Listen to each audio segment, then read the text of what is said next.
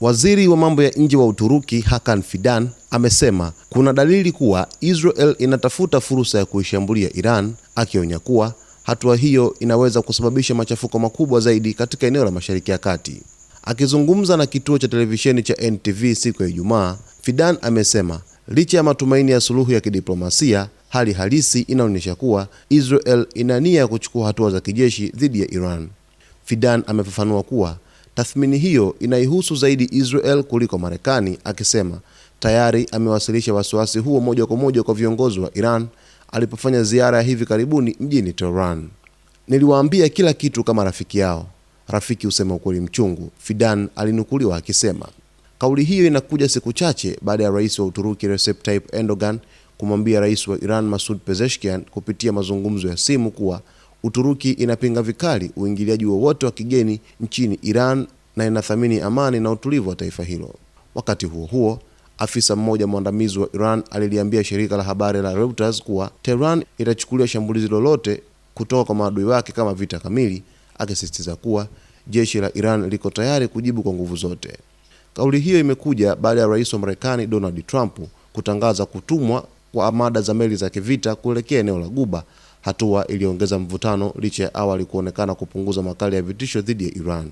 Vyombo vya habari vya Marekani vimeripoti kuwa meli ya kivita ya USS Abraham Lincoln pamoja na kundi lake la mashambulizi inaelekea Mashariki ya Kati, huku wachambuzi wa masuala ya usalama wanaonya kuwa kuendelea kwa vitisho na mkusanyiko wa kijeshi kunaweza kusababisha mgogoro mkubwa wa kikanda endapo juhudi za kidiplomasia hazitazaa matunda.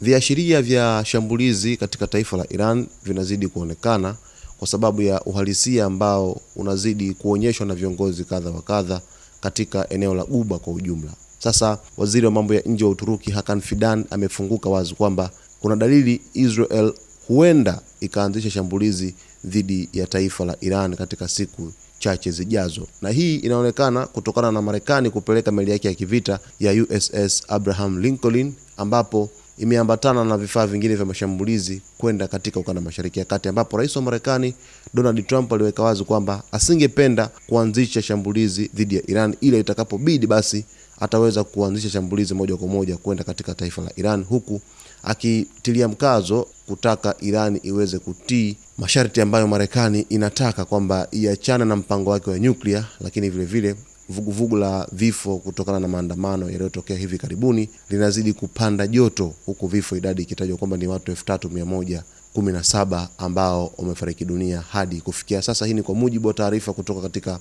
mashirika ya serikali nchini Iran, lakini vile vile na viongozi ambao wamesimamia takwimu hizo. Sasa mtazamaji, tuko hapa kukujuza leo hii yote ambayo yanajiri katika uko Mashariki ya Kati. Cha msingi tu ni kuweza kuwa karibu na Zone Media wakati wote. Kama bado hujaweza kujiunga nasi, basi wakati ni huu, ni kuombe uweze kusubscribe, kulike, kucomment pamoja na kushare. Asante sana kwa kuchagua Zone Media wakati wote.